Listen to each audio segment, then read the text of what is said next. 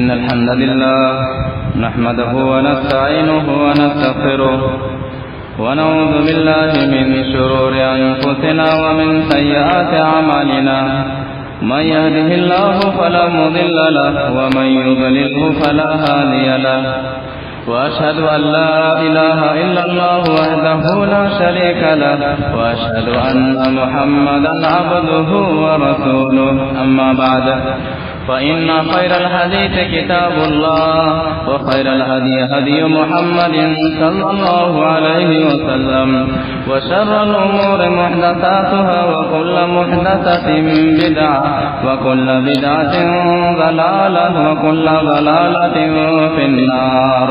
فأعوذ بالله السميع العليم من الشيطان الرجيم من همزه ونفخه ونفثه. يا أيها الذين آمنوا اتقوا الله حق تقاته ولا تموتن إلا وأنتم مسلمون. بسم الله الرحمن الرحيم.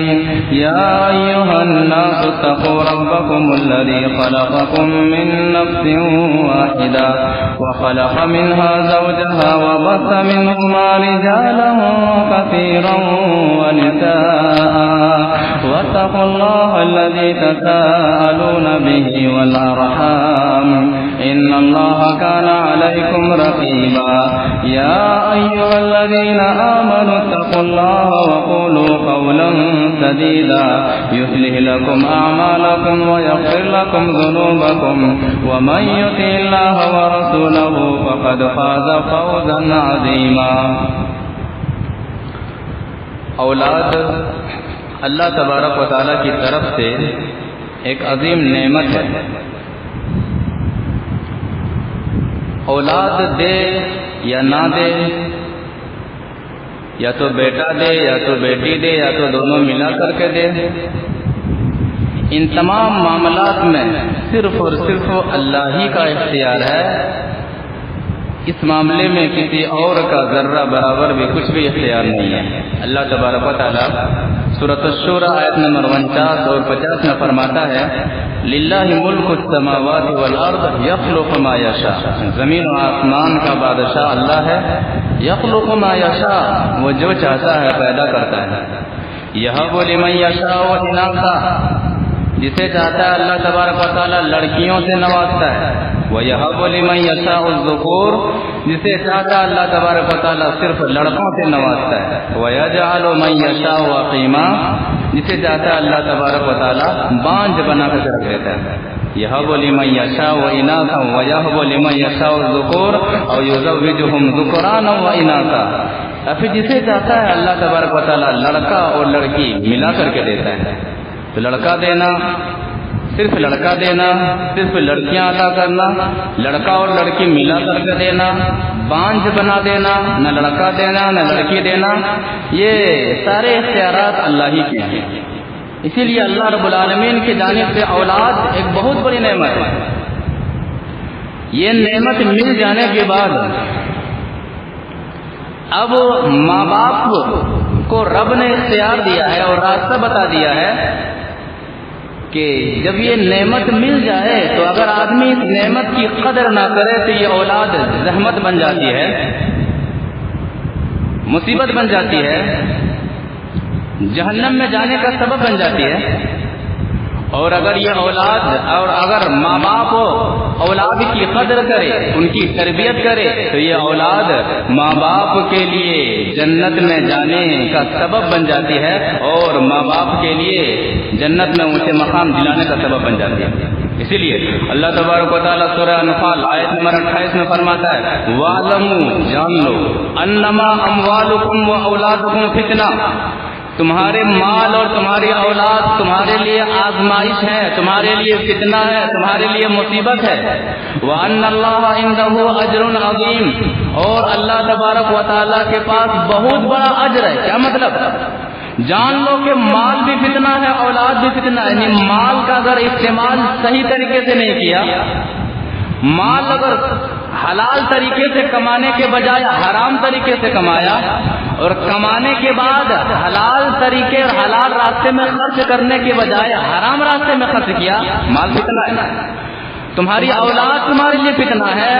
اللہ تبارک و تعالیٰ نے اولاد سے نوازا، لیکن آپ نے انہیں دین کی صحیح تربیت نہیں کی، قرآن و حدیث کے مطابق ان کی تربیت پر خیال نہیں رکھا، انہیں دنیاوی تعلیم سے آراستہ کیا، انہیں ماحول کے مطابق ڈھال دیا، اولاد نیک نہ ہوئی، تو یہ اولاد تمہارے لیے فتنہ ہے. اور اللہ تبارک و تعالیٰ کے پاس اجر عظیم ہے. یعنی اگر مال کا استعمال صحیح طریقے سے کریں گے اور اولاد کی تربیت قرآن اور نبی صلی اللہ علیہ وسلم کے فرامین کے مطابق کریں گے تو یہ اولاد اس قدر، یہ اولاد جو نیکی کرے گی تو وہ تو اولاد انہیں ثواب ملے گا ہی، سبب باپ یا ماں کے بننے کی وجہ سے ماں باپ کو بھی اللہ تبارک و تعالیٰ اجر عظیم سے نوازے گا. یہ مطلب ہے. اولاد اگر نیک ہو تو مقام جنت میں ماں باپ کا اونچا ہوتا ہے. وہ کیسے؟ حدیث وعن ابي هريره رضي الله تعالى عنه قال قال رسول الله صلى الله عليه وسلم ان الرجل لترفع درجته في الجنه فيقول ان لهذا فيقال باستغفار ولدك لك. رواه احمد في مسند احمد کی حدیث ہے. راوی حدیث حضرت ابو ہریرہ رضی اللہ تعالی عنہ ہے. وہ فرماتے ہیں کہ اللہ کے رسول صلی اللہ علیہ وسلم نے فرمایا ان الرجل لترفع درجته في الجنه، ایک آدمی کو جنت میں داخل کیا جائے گا، اور صرف داخل ہی نہیں کیا جائے گا بلکہ جنت میں بہت ہی اونچا مقام اللہ تبارک و تعالیٰ عطا فرمائے گا. اب اونچا مقام پانے والا شخص تعجب کرے گا، دنیاوی زندگی کے بارے میں سوچے گا، دنیاوی زندگی کی کتاب کو پلٹ کر کے دیکھے گا کہ جنت میں میرا اتنا اونچا جو مقام ملا ہے، میں نے زندگی میں تو اتنا بڑا کوئی کام کیا ہی نہیں تھا، اتنی بڑی کوئی نیکی کی ہی نہیں تھی، تو جنت میں اتنا بڑا اونچا اور اتنا اونچا اور اتنا اہم مقام مجھے کیسے دیا گیا؟ وہ پوچھ دے گا انا لہذا، پروردگارا یہ کیسے؟ جنت میں مجھے جو اتنا اونچا مقام دیا گیا ہے، اتنا اونچا درجہ دیا گیا ہے، جنت میں میری جو اس قدر تعظیم کی گئی ہے، انا لہذا میرے ساتھ یہ معاملہ کیسے ہوا؟ میں نے تو زندگی میں کوئی ایسی نیکی کی ہی نہیں تھی جس کی بدولت اللہ تبارک و تعالیٰ اتنا اونچا مقام کرے. جواب ملے گا باستغفار ولدک لک، تو نے اپنے اولاد کی صحیح تربیت کی تھی، قرآن و حدیث کے مطابق تربیت کی تھی، اور تیری وفات کے بعد تیری اولاد تیرے لیے استغفار کرتی رہتی تھی، ان استغفار کو میں قبول کرتا رہتا تھا، اور وہی قبول کرنے کی وجہ ہے کہ تیری اولاد کے استغفار کو قبول کرنے کے عوض آج جنت میں تجھے اتنا اونچا مقام دیا گیا ہے. تربیت اولاد کو کتنا اہم مقام ہے کہ تربیت کرنے والی ماں اگر دنیا سے چلی جائے، اپنے بچوں کی تربیت کرنے والا باپ اگر دنیا سے چلا جائے، اولاد نیک ہے، صالح ہے، نمازی ہے، شریعت کے مطابق عمل کرنے والی ہے، اللہ اور اللہ کے رسول صلی اللہ علیہ وسلم کے قوانین کے مطابق زندگی گزارنے والی ہے، نماز پڑھتی ہے، ہاتھ اٹھا کر کے اولاد دعا کر رہی ہے، اپنے لیے بھی دعا کر رہی ہے، جو ماں باپ قبر کے اندر مدفون ہے ان کے لیے بھی دعا کر رہی ہے کہ پروردگارا میرے ماں باپ کو بخش دے، ان پر رحم فرما. اللہ تبارک و تعالیٰ قبول فرماتا ہے اور جنت میں اس کا مقام اونچا فرما دیتا ہے. صدقہ جاریہ ہے اور عظیم صدقہ جاریہ ہے. صدقہ جاریہ ہے. اللہ کے رسول صلی اللہ علیہ وسلم نے ایک موقع پہ فرمایا تھا کہ آدمی جب مر جاتا ہے عمل کے سارے دروازے مقفل ہو جاتے ہیں، بند ہو جاتے ہیں، کلوز ہو جاتے ہیں، لیکن 3 دروازے ایسے ہوتے ہیں جو کھلے رہتے ہیں. حدیث وعن ابي هريره رضي الله تعالى عنه قال قال رسول الله صلى الله عليه وسلم اذا مات الانسان انقطع عنه عمله الا من ثلاثه، الا من صدقه جاريه او علم ينتفع به او ولد صالح يدعو له. رواه مسلم في كتاب الوصيه. مسلم شریف کی حدیث ہے. راوی حدیث حضرت ابو ہریرہ رضی اللہ تعالی عنہ ہیں. وہ فرماتے ہیں کہ اللہ کے رسول صلی اللہ علیہ وسلم نے فرمایا اذا مات الانسان، جب انسان مر جاتا ہے، دنیا کو چھوڑ کر کے چلا جاتا ہے، قبر کے اندر دفنا دیا جاتا ہے، انقطع عنہ عمل، عمل کے سارے دروازے بند کر دیے جاتے ہیں، کوئی بھی دروازہ کھلا نہیں رہتا ہے، الا من ثلاثہ، سوائے 3 دروازوں کے. انسان مر جاتا ہے، عمل کے سارے دروازے بند ہو جاتے ہیں سوائے 3 دروازوں کے. پہلا دروازہ الا من صدقۃ جاریہ، صدقہ جاریہ، مرنے والا صدقہ جاریہ کر جاتا ہے. حلال روزی، حلال کمائی سے مسجد بنوا جاتا ہے، مدرسہ بنوا جاتا ہے، یا پھر اور جو رفاہی کام ہوتے ہیں، درخت لگوا کر کے چلا جاتا ہے، کنواں کھدوا کر کے چلا جاتا ہے، جس سے لوگ عام لوگ فائدہ اٹھائیں، اور اب وہ آدمی مر گیا ہے۔ جب تک لوگ یا پھر جب تک مسجد باقی رہے گی، جب تک مدرسہ باقی رہے گا، جب تک درخت باقی رہے گا، جب تک کنواں باقی رہے گا، جب تک لوگ اسے استعمال کرتے رہیں گے، تب تک اسے قبر کے اندر ثواب پہنچتا رہے گا، نیکی پہنچتی رہے گی۔ اور علم ينتفع بھی، مرنے والا عالم تھا، قرآن و حدیث کا بتانے والا تھا، قرآن و حدیث کا مبلغ تھا، ان کے ذریعے سے اللہ تبارک و تعالیٰ نے لوگوں کو ہدایت سے سرفراز سے ہدایت نصیب کیا۔ اب وہ دین بتانے والا مر گیا ہے، قبر کے اندر مدفون ہے۔ اب جو شخص عمل کر رہا ہے، قرآن و حدیث کے مطابق عمل کر رہا ہے، ذریعہ بنا تھا قبر میں جو شخص مدفون ہے وہ شخص اب قرآن و حدیث کے مطابق عمل کرنے والا جب تک عمل کرتا رہے گا تب تک قبر میں جو مدفون ہے، جسے دفنا دیا گیا ہے، جو بتانے والا تھا، تب تک قبر کے اندر اسے ثواب پہنچتا رہے گا، اسے نیکی پہنچتی رہے گی۔ تیسرا، او ولد صالح يدعو له، جو موضوع سے جو مناسب ہے کہ نیک لڑکا جو ان کے لیے دعا کرے۔ لہذا اولاد کی تربیت کیجیے۔ تربیت اولاد یہ کیا ہے؟ صدقہ جاریہ ہے، یہ کوئی عام معاملہ نہیں ہے۔ اور تربیت اولاد میں سب سے پہلے توحید کو سامنے رکھیے، اپنی اولاد کو توحید کا درس دیجیے۔ اشہد ان لا الہ الا اللہ واشہد ان محمدا عبدہ ورسولہ، کہ میں گواہی دیتا ہوں کہ اللہ کے علاوہ کوئی معبود نہیں، اور میں گواہی دیتا ہوں کہ محمد صلی اللہ علیہ وسلم اللہ کے بندے اور اس کے رسول ہیں۔ جب بچہ بولنے لگے، تربیت کا جب بھی معاملہ ہو، بچے کو جو سکھایا جائے، کیا ہوتی ہے؟ سلاتے وقت دادیاں لوری سنا کر کے سلاتی ہیں، نانیاں لوری سنا کر کے سلاتی ہیں، نہ جانے کیسی کیسی من گھڑت کہانیاں سنا کر کے سلاتی ہیں۔ بچہ سو جاتا ہے، بچہ ان چیزوں کو یاد کر لیتا ہے، بچہ ان چیزوں کو یاد کر لیتا ہے۔ آپ نے دیکھا ہوگا کہ جو کہانیاں سنائی جاتی ہیں، بچہ معصوم ہوتا ہے، لوگ خوش ہو کر کے اسے سنوایا جاتا ہے، وہ بچہ سناتا ہے، لوگ اس سے خوش ہوتے ہیں، لوگ اس سے خوش ہوتے ہیں۔ لہذا بچہ جب بھی بولنے لگے، اسے شہادتین کا اقرار اس سے کروایا جائے، توحید کیا ہے اس کے دل میں بٹھایا جائے، کہانیوں کی جگہ رب کی عظمت کو بتایا جائے، کہانیوں کی جگہ نبی صلی اللہ علیہ وسلم کی عظمت کو بچوں کے سامنے سکھلایا جائے، بتایا جائے۔ بچہ جب بڑھتا جائے گا، توحید کا درخت اس کے اندر تناور ہوتا جائے گا۔ اس کی تائید نبی صلی اللہ علیہ وسلم کی حدیث سے ہوتی ہے۔ حدیث وعن ابن عباس رضی اللہ تعالی عنہما ان رسول اللہ صلی اللہ علیہ وسلم بعث معاذا الى اليمن فقال یا معاذ ادعوهم الى شهادة ان لا اله الا الله واني رسول الله فانهم اتوا لذلك فعلمهم ان الله قد افترض عليهم 5 صلوات في كل يوم وليله فانهم اتوا لذلك فعلمهم ان الله افترض عليهم صدقة تؤخذ من اغنيائهم وترد على فقرائهم رواه البخاري في كتاب الزكاة۔ بخاری شریف کی حدیث ہے، راوی حدیث حضرت عبداللہ بن عباس رضی اللہ تعالی عنہ، وہ فرماتے ہیں کہ محمد صلی اللہ علیہ وسلم حضرت معاذ بن جبل رضی اللہ تعالی عنہ کو یمن کی جانب بھیج رہے ہیں، اہل کتاب کی جانب بھیج رہے ہیں۔ کیا فرما رہے ہیں کہ معاذ یمن کی جانب جا رہے ہو، ادعوهم الى شہادت اللہ الہ الا اللہ وانی رسول اللہ۔ جو اہل کتاب ہیں، جو یمن والے ہیں، جب وہاں پر دعوت دین لے کر کے جانا، انہیں سب سے پہلے جس چیز کی دعوت دینا ہے وہ شہادتین کی دعوت دینا ہے۔ انہیں دعوت دینا ہے کہ اللہ، شہادت اللہ الہ الا اللہ۔ یمن والوں کو یہ بتلانا ہے کہ لوگوں اللہ کے علاوہ کوئی عبادت کے لائق نہیں، وہ انی رسول اللہ، اور میں یعنی محمد صلی اللہ علیہ وسلم اللہ کے رسول ہیں۔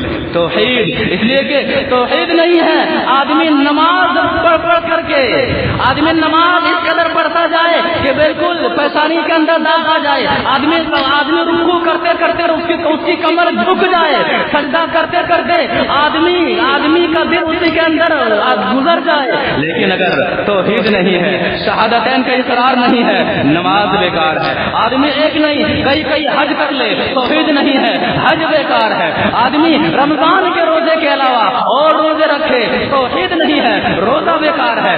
زکات دے، توحید نہیں ہے، زکات بیکار ہے۔ اسی لیے شہادت اللہ الہ الا اللہ، تربیت اولاد میں سب سے پہلے توحید کا اقرار کروانے کا خیال رکھیے، بچوں کو توحید کا معنی بتلائیے۔ اولاد جب رب کو رب جانے گی تو انشاءاللہ بعد کے جو مراحل ہوں گے تربیت کرنے میں اور مزید آسانی اللہ تبارک و تعالیٰ پیدا فرما دے گا۔ جب بچہ پڑھنے لگے، 7 سال کا ہو جائے، نماز کا حکم دیجیے، 10 سال کا ہو جائے اور نماز 10 سال ہو جانے پر نہ پڑھے تو ماریے. کس کے لیے؟ نماز نہ پڑھنے کی وجہ سے ماریے. نماز نہ پڑھنے کی وجہ سے ماریے. آج ہم مارتے ہیں ٹیوشن وقت پر گیا ہے کہ نہیں گیا ہے، اسکول صحیح سے جا رہا ہے کہ نہیں جا رہا ہے، دکان وقت پر کھول رہا ہے کہ نہیں کھول رہا ہے، بچہ ٹیوشن نہیں جا رہا ہے، نمبر کم لا رہا ہے، ماں باپ پریشان ہو جاتے ہیں. بچہ پڑھائی میں دھیان نہیں دے رہا ہے، اسکول نہیں جا رہا ہے، ماں باپ پریشان ہو جاتے ہیں. بچہ اسکول جانے سے پہلے اٹھ نہیں رہا ہے، ماں باپ پریشان ہو جاتے ہیں. مارتے ہیں دنیاوی چیزوں کے لیے مارتے ہیں، دنیاوی تعلیم کے لیے مارتے ہیں. نہیں، حدیث کہتی ہے 10 سال ہو جانے پر بھی اگر نہ نماز پڑھے تو انہیں مارا جائے. 30 سال 40 سال ہو جائے انہیں کیا مارا جائے گا؟ انہیں کیا کیا جائے گا؟ یہاں ہے کہ اولاد کو مارے. لہذا اولاد کو مارنے سے پہلے ماں باپ کو چاہیے کہ وہ نمازی ہو، وہ عملی طور پر قرآن و حدیث کے مطابق نماز پڑھنے والا ہو. حدیث وعن عمرو بن شعيب عن أبي عن جده قال قال رسول الله صلى الله عليه وسلم مروا أولادكم بالصلاة وهم أبناء 7 سنين واضربوهم عليها وهم أبناء 10 سنين وفرقوا بينهم في المضاجع. رواه أبو داود في كتاب الصلاة.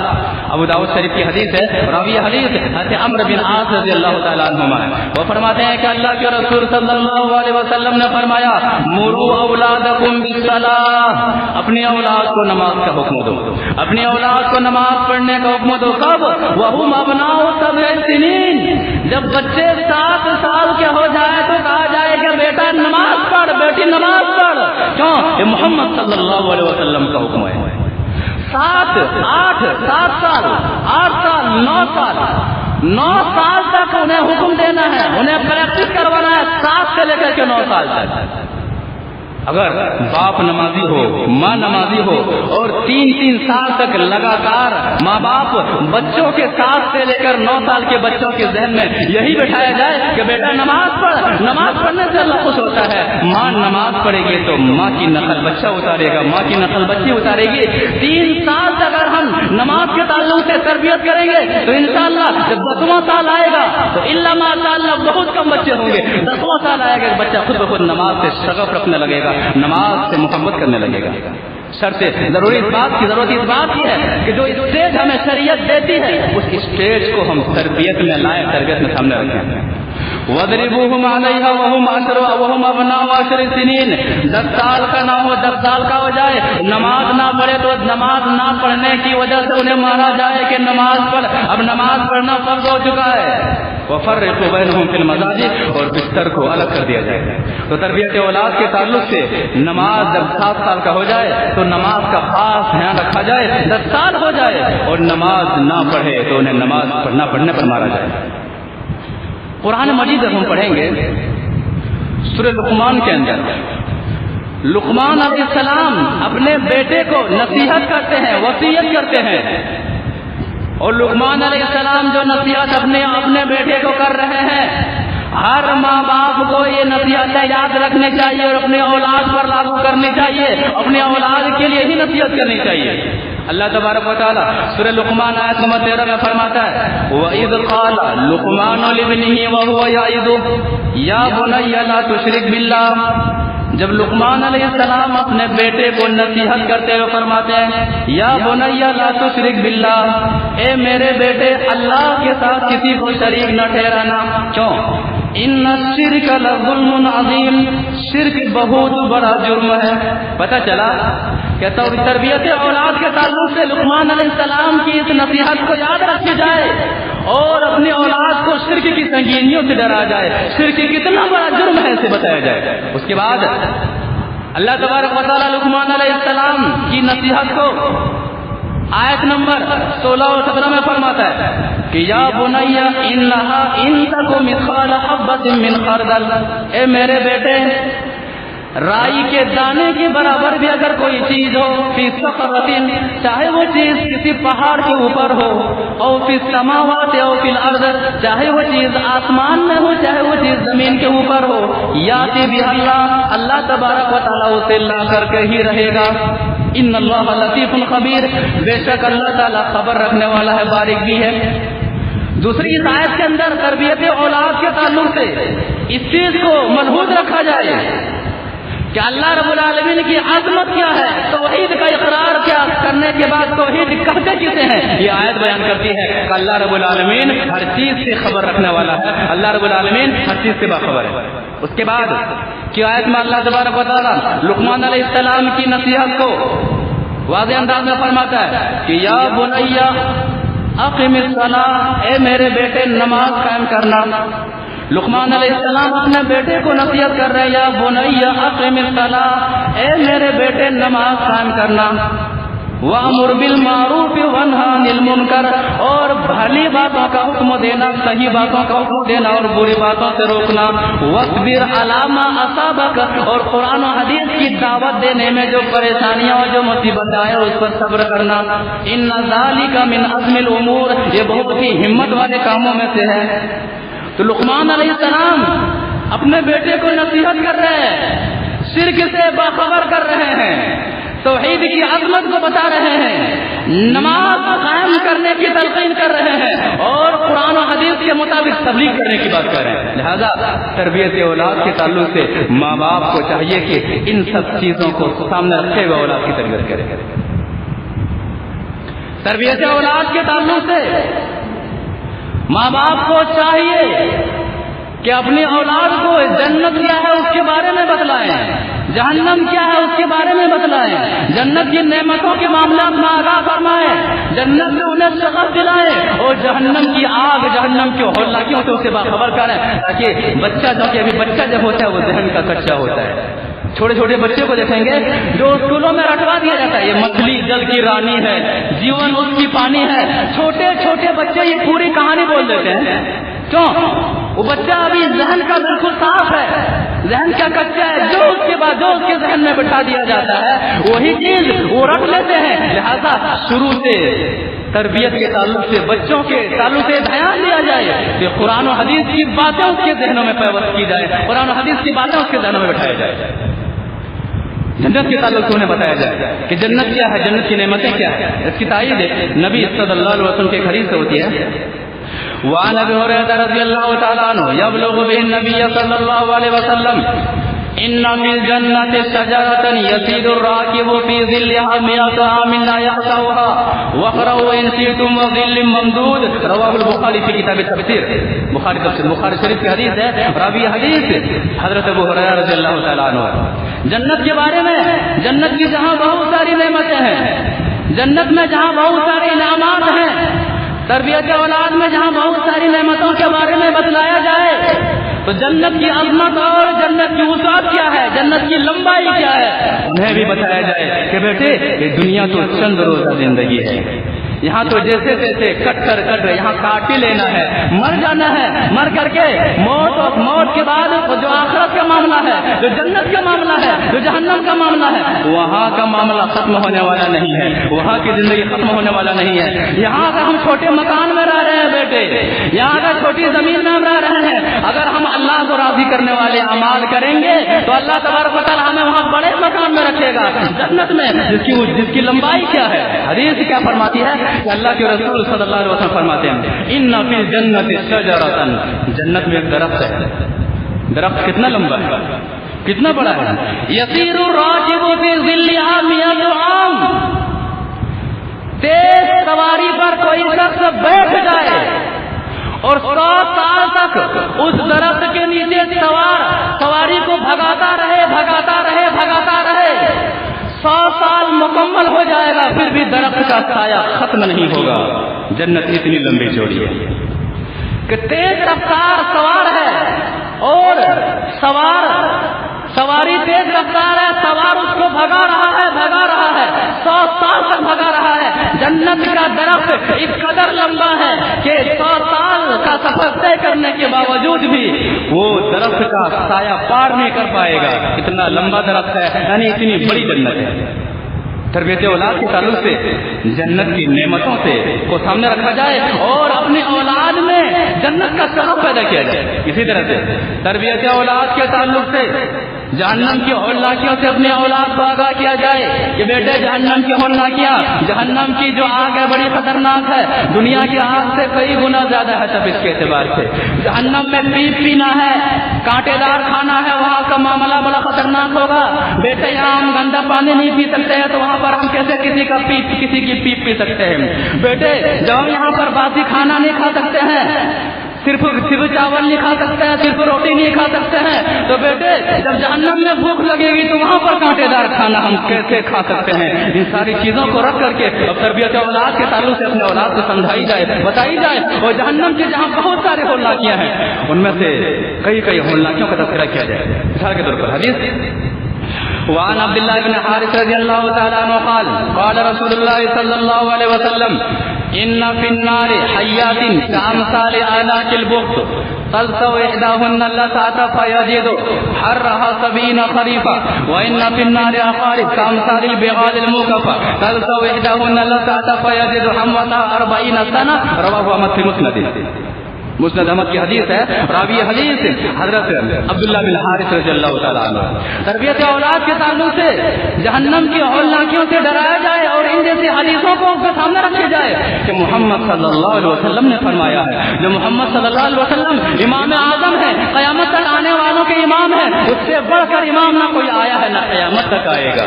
اس طرح کی باتیں بتلائی جائے کہ اللہ کے رسول صلی اللہ علیہ وسلم فرمایا ان فی النار حیات، جہنم میں ڈسنے کے لیے سانپ ہوں گے۔ تربیت اولاد کے تعلق سے بچوں کو جہنم کا خوف دلانے کے لیے اس طرح کی حدیثیں پیش کی جائے کہ ان فی النار حیات، جہنم میں سانپ ہوں گے۔ کتنے بڑا سانپ ہوگا؟ کامثال آناک البخت، بختی اونٹ، اونٹوں کی قسم ہے، بڑے اونٹوں کے برابر ایک سانپ جہنم میں ہوگا۔ چھوٹا سا سانپ دیکھ کر کے آدمی گھبرا جاتا ہے۔ گھر میں کوئی سانپ گھس جائے، جب تک نکلنے کا یا پھر مرنے کی خبر نہ ہو، آدمی کتنوں دن کیوں نہ سویا ہو، اس رات سے اسے نیند نہیں آتی۔ یہ معاملہ ہوتا ہے۔ اونٹ کے برابر سانپ جہنم میں ہوگا۔ کامثال آناک البخت تلسع احداهن اللسعة، بیٹے وہ سانپ اگر ایک مرتبہ ڈس لے، تلسع احداهن اللسعة، ایک مرتبہ جہنم میں اگر وہ سانپ ڈس لے، معاملہ کیا ہوگا زہر کا؟ فَيَجِدُ حَرَّهَا 70 خَرِيفًا، 70 سال تک اس کا زہر محسوس کرتا رہے گا۔ تربیت اولاد کے تعلق سے جہنم کو بھی سامنے رکھی جائے کہ 70 سال تک آدمی اسے محسوس کرتا رہے گا۔